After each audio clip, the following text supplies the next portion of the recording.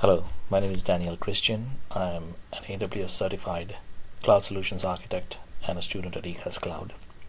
In this video, we will talk about the behavior of security group, the functionality of security groups, and how it acts as an instance level firewall.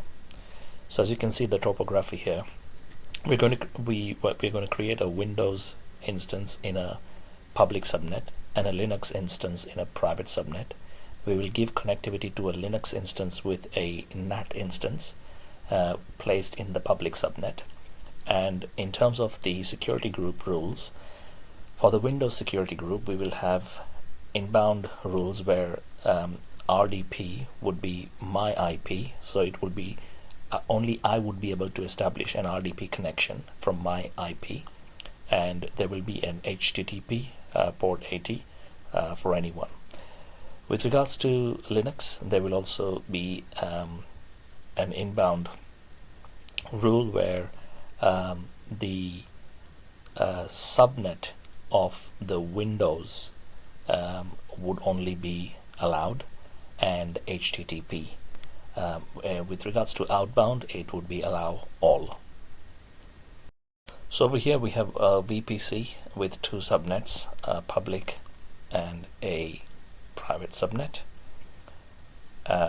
In terms of the route tables, we have a private route table and we have a default route table.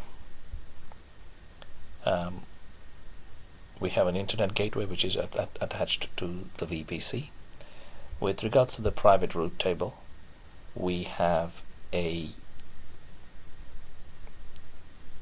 NAT instance which is a target, and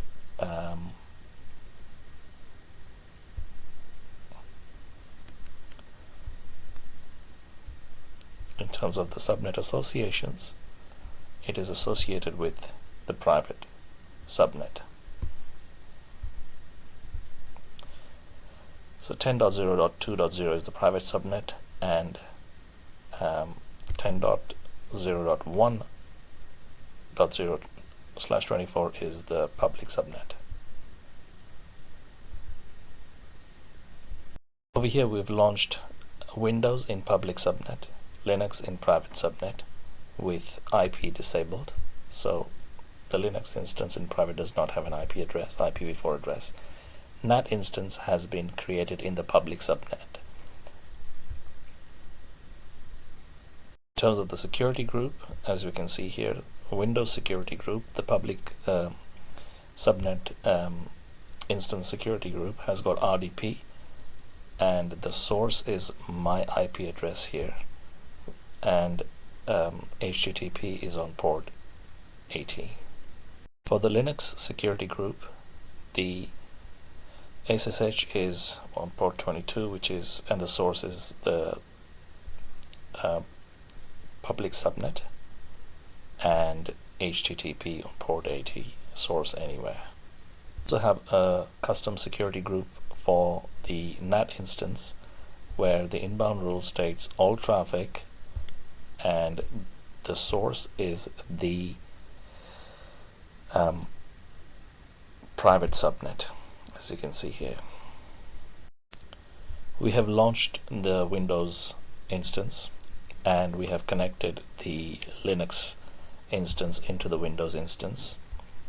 Because of the NAT instance, we already have the connectivity of the internet connectivity on the Linux instance here, which is running in the private subnet, and we have installed HTTP, and we will now test the